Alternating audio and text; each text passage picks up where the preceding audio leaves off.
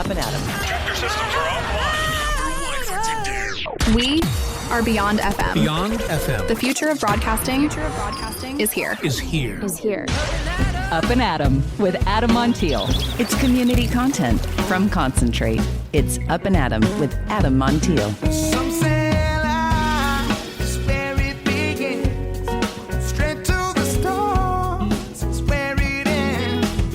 Yes, some say life is just where it begins. Straight to the stars is where it ends. Only to start again. Happy Thursday. Thank you so much for being Up and Adam. Excited the weekend is upon us. Pink Drank is upon us.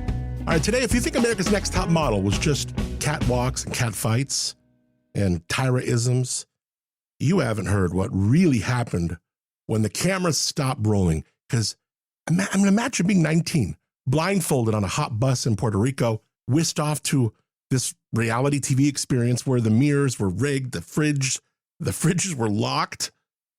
Hardcore. And the storylines were written before you even spoke a word. Sarah Hartshorne lived it. And now she's not just pulling back the curtain. I mean, she's tearing the damn thing down. She's got a memoir, sharp, funny, blisteringly honest. It's called You Want to Be on Top. Sarah goes behind the scenes of Top Model with the kind of details that make your jaw drop and your heart ache a bit. From being the only plus-size contestant on Cycle 9 to realizing her haircut wasn't a makeover, but a TV moment, not a modeling move. This is the conversation that really reframes reality TV and what you thought you knew about it. Sarah Hartshorne joining us. Trust me, you have not heard her story, not like this, today on Up and Adam. All right, coming up last couple days before Pink Drank, Saturday, July 12th, the Elks Lodge in San Luis Obispo, over 30 of the hottest producers in beer, wine, spirits, cocktails, cider. It's all there. It's all there. Past apps, some food, a grazing table. Hell yeah. It's going to be a lot of fun. Would love to see you. Pink Drank, got a live DJ. Get in the pool, swim, hang out, put your feet in the kiddie pool. We're going to have like little pink Adirondacks in the little, ankle deep pool. It's going to be so much fun. Silent auction, some really fantastic items. Pink Drank, DRANK.org is how you get your tickets. That's where you go. You can go to AdamMontiel.com, still giving away tickets. In fact, every day until the first 5 after we do this, we publish, are going to get in. So right now you hear my voice. You want to go to Pink Drank, go to AdamMontiel.com. First 5 in, them and a guest. It's on. We're having fun. We're doing it big. PinkDrank.org. Check it out. It's Up and Adam with Adam Montiel. All right, my guest today isn't just a former contestant on America's Next Top Model. She's the first to write a memoir about it. What it was really like behind the glamour, the photo shoots, the drama. Sarah Hartshorne was the lone plus-size model on Cycle 9. And in her book, You Want to Be on Top, she shares the raw, real, and sometimes absurd truth about what went down when the cameras were rolling, and even more so when they weren't. She's a comedian, a writer, and now a bold, unfiltered voice about body image, reality TV, and reclaiming your narrative. Because there you certainly don't own your own. So with me, welcome to Up and Adam, the hilarious, brilliant, and beautifully candid Sarah Hartshorne. Thanks so much for being Up and Adam. To my daughters, Up and Adam, Adam Ant. Oh, is that what you do? I love that. Adam Ant, that is a really old school reference. No, my mom said it to me. Yeah, that's because that's like our parents' level. What you ever come to California, San Luis Obispo? You familiar with the area or anything, or what? I have not. Well, I have been. I've been to Napa and I've been to LA, but I've never been to San Luis. So I would love to. Oh, I'll tell you, Napa. Beautiful. Napa is for auto parts. We got the wine right here. Yeah, it's wine country. You'd love it. You'd absolutely love it. Yeah, I absolutely would. Yeah. And also driving up and down California, it's so beautiful. Yeah. Oh, so you know what? You open the book with this moment. You're blindfolded. You're stuffed on a hot bus in Puerto Rico. No idea where you're going, what's about to happen. Looking back now, Sarah, was that the moment where maybe the beginning of modeling or the beginning of manipulation? Like, when did you first realize this wasn't a competition? This is a storyline. That's a great question. I wish that had been the moment, because it should have been. Or the real moment should have been, I think, when they brought me to a hotel room and someone in a lab coat, drove my blood and I didn't know if they were a doctor or not. I Right. would have assumed, and when they took a hair sample in this hotel room, and also, I think that should have been the indicator. And for sure, when we were blindfolded and on a bus, I honestly think that the moment I realized that it had maybe just been for a storyline and it really was more for TV was they cut all my hair off for the makeover episode. So Top Model has a very famous, makeover episode every season where all the girls get different haircuts. And I had long brown hair and they cut it all off, gave me short blonde hair. I loved it.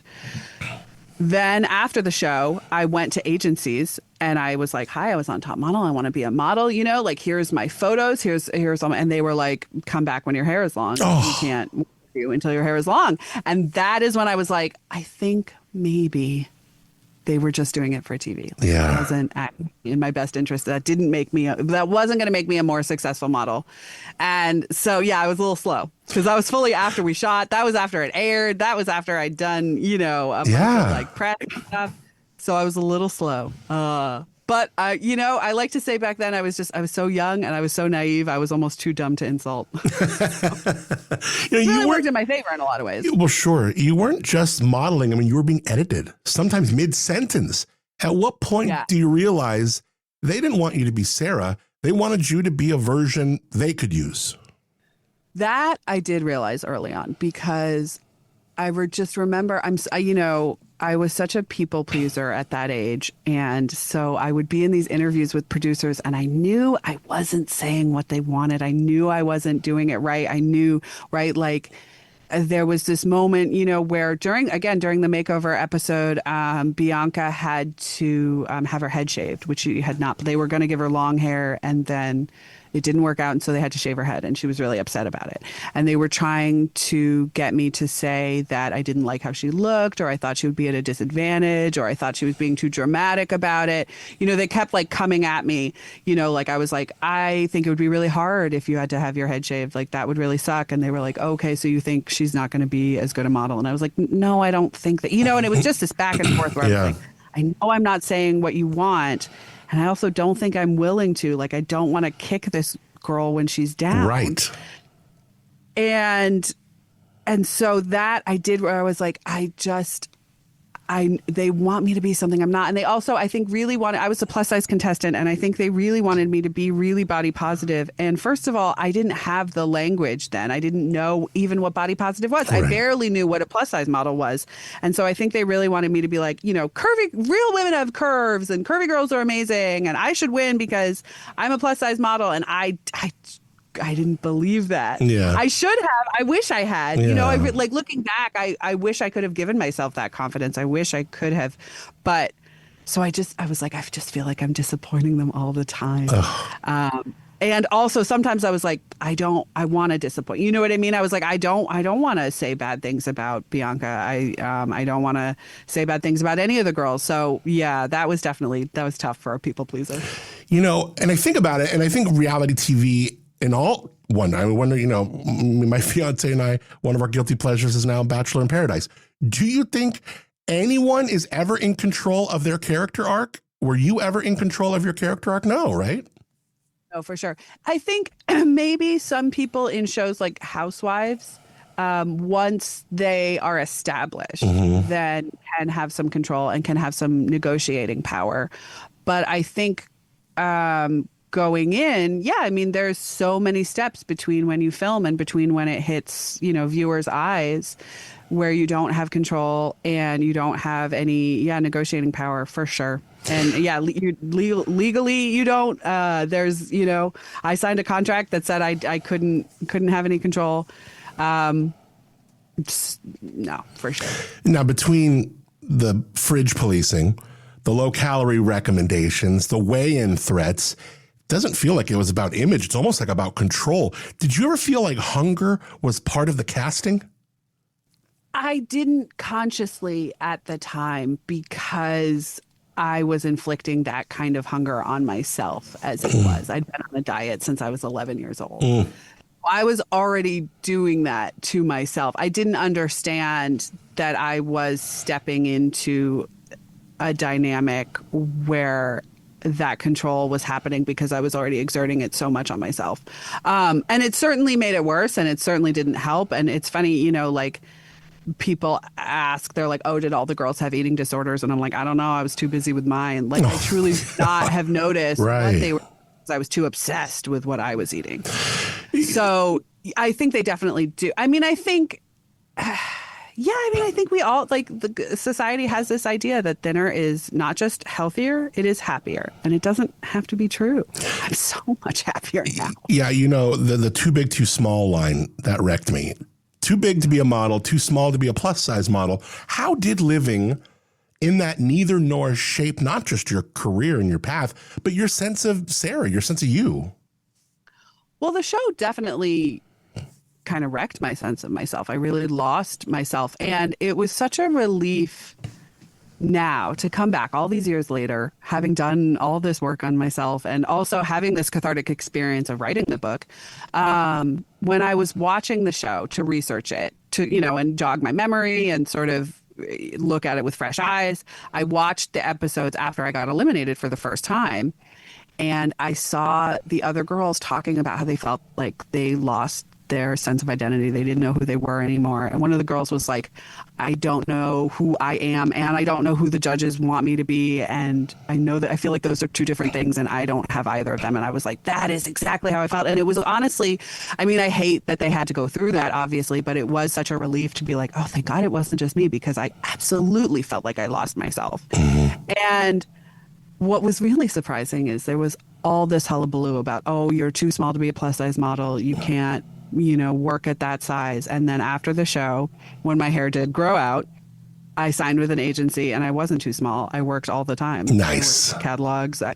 Yeah. Hell yeah. So it wasn't, it ended up not even being true. And and then I worked as a model, and, you know, the plus size industry has changed a lot, but and there's a lot I could go on about that forever. I could talk about the plus size industry forever. But what is the state of it now? I'm curious. Listeners are curious. What is the state of that ecology right now, if you don't mind? It is tough. It is really rough. I am really glad I retired, you know, many years ago. I don't model anymore, but this past Fashion Week was the least diverse Fashion Week we've had in years. And there is definitely a move away from inclusivity and away from body positivity. And we definitely are backsliding a little bit in representation, which means, and here's the thing, like, you know, you can say whatever you want about that. A lot of people have a lot of emotions about that. I'm just coming from a my friends are struggling to find work viewpoint. You know, I still have a lot of friends plus size models, and there's fewer and fewer jobs, which means more and more competition. While also there's more and more people who want to be models and who are vying for these spots. And there's also a lot of plus size models who are, you know, entering back into really unhealthy behaviors to try and be thinner.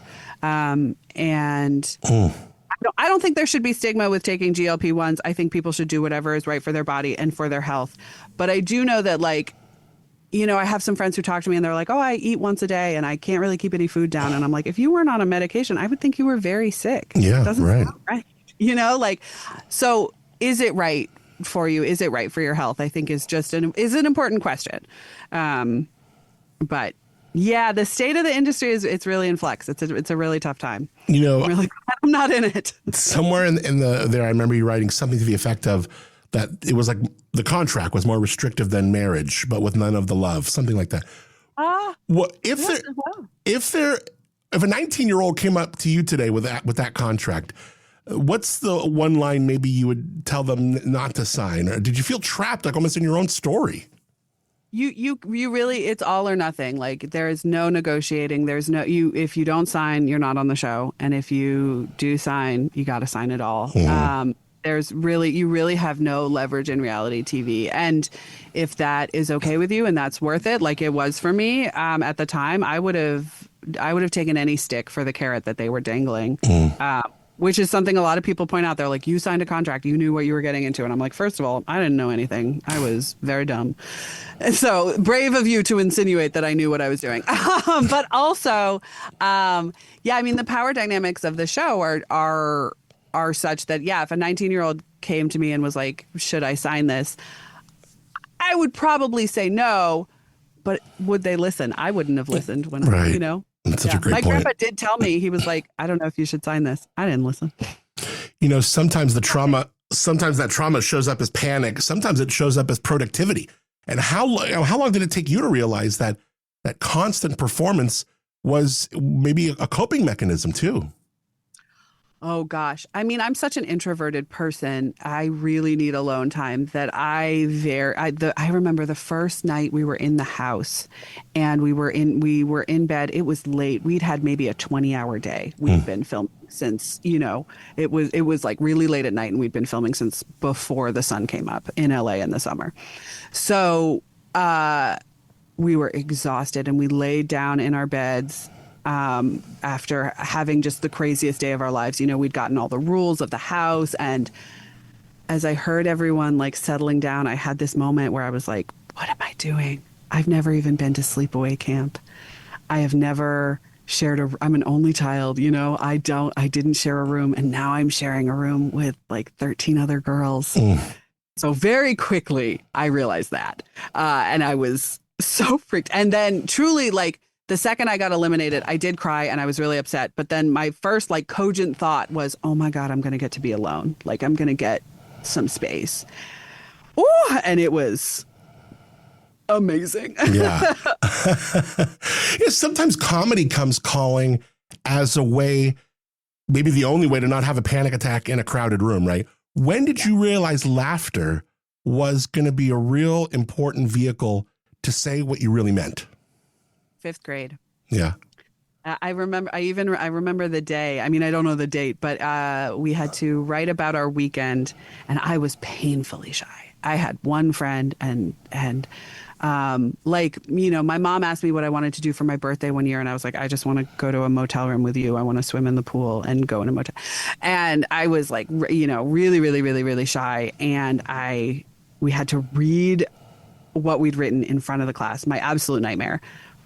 And so I made something up in the moment. It wasn't what I'd written. I said something and they laughed, and I still, like, it was like a drug. I was like, oh, this is how I can talk to people. I've been so painfully shy my whole life, my whole very short life. I was 10, but I was like, I can do this. And so really since then I've been like, oh, because I love laughing. I love humor. I love jokes. And it really felt like the whole world opened up.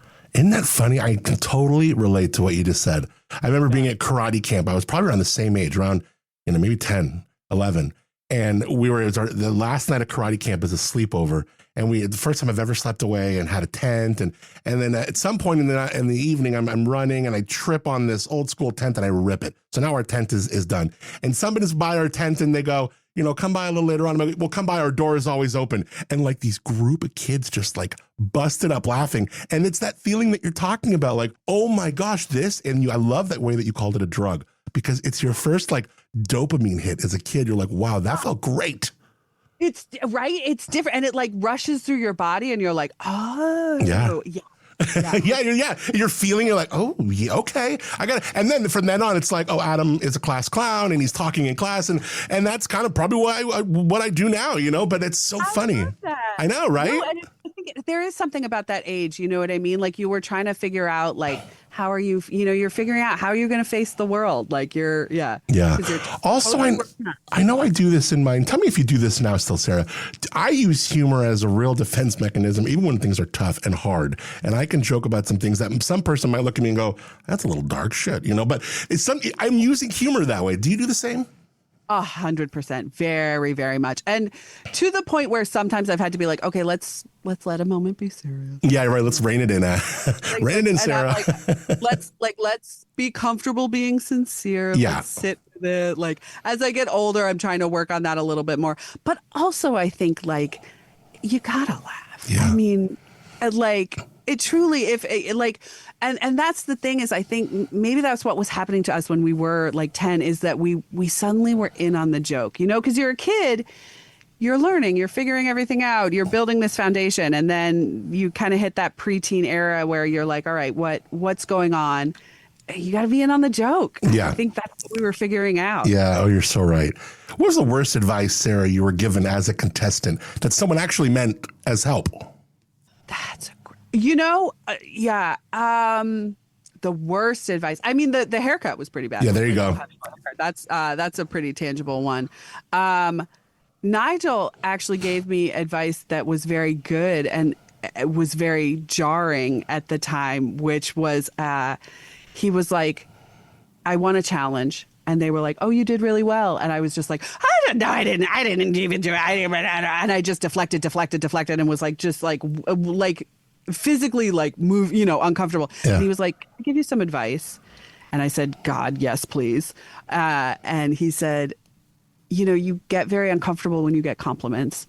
And that in turn makes everyone else very uncomfortable. Like, wow. I know you think you're being generous and deflecting, and I think you think it's a good thing, but just so you know, like, it's awkward and it makes people uncomfortable. That's really insightful. Yeah. And when you get a compliment, it's okay to accept it. Yeah. Say thank you and move on. And I to this day, when I get a compliment, my instinct is to be like, nah, and I say thank you so much. Yeah, right. That moment. Yeah, no, totally. We just kind of internalize it. Thank you. That really means a lot. And then you can kind of, but you're right. Sometimes with that, whether it's imposter syndrome or these insecurities that we obviously all struggle with, you get that compliment. You're like, wait a minute, who are they talking about? You're in your head. You're like, I'm a fraud. I'm not this. They don't know. Yeah. I gotta let them know. Yeah. But he was like, that's actually not fun for anyone. And I was like, oh. Amazing. We can be so different. Men, women, this, that, your path, my path, and just have a 15-minute conversation with someone and find so many just parallels and like, wow, that's really interesting. That's so cool. What would you say to 19-year-old Sarah right before she stepped on that cruise ship now? Oh boy. Nothing that I would listen to. She was not listening. She was going to do what she was going to do. And she was a real stubborn girl. But if I could find a way to penetrate all the self-loathing and all the self-deprecating and all of the insecurities, I would say, you're going to be fine. And this is temporary. And because that was the biggest thing is when we were shooting, everything felt like it was so surreal and it was so out of my comfort zone that I was like, I couldn't zoom out. I couldn't get any perspective. And I couldn't sort of remember that this was temporary and that this was not forever. And I just was sort of like, oh my God, I'm going to be manipulated and disappointing people and in this weird situation and I'm never going to get alone time and it's going to be forever. And so I think the thing that I would say to myself, if I could penetrate all those layers, is this is temporary. You're going to be fine. Yeah. You are lovelier, even more inside than out. It was really fun to meet you. Thank you so much. It was so lovely to meet you too. Thank you, Sarah, for the time. Thank you for that karate story. I love it so much. Thank you. Thanks for being up and Adam, Sarah. Thank you. Some say life's where it begins. Straight to the stars is where it ends. Only to start again.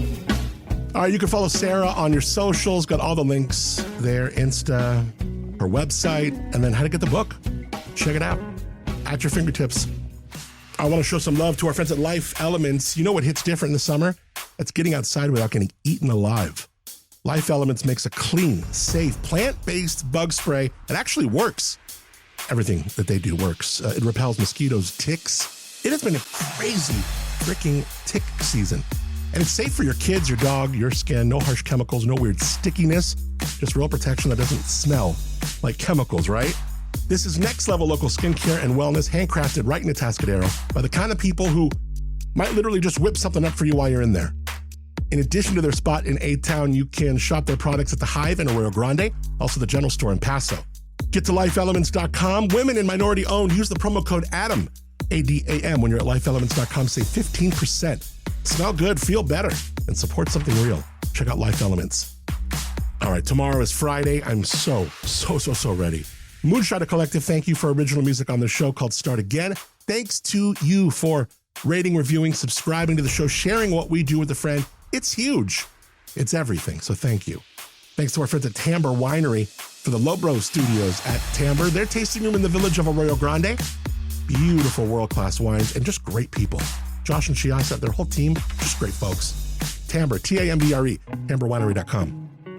All right, till tomorrow. It'll be Friday. We'll talk to the Woods Humane Society. We'll talk Pink Drank, and it's going to be a fun show. I'm ready to get into the weekend. Are you? Till tomorrow, I'm Adam Montiel. Thanks for being Up and Adam. Some say life's where it begins. Straight to the stars is where it ends. Only to start again. Let's start again. We'll start again.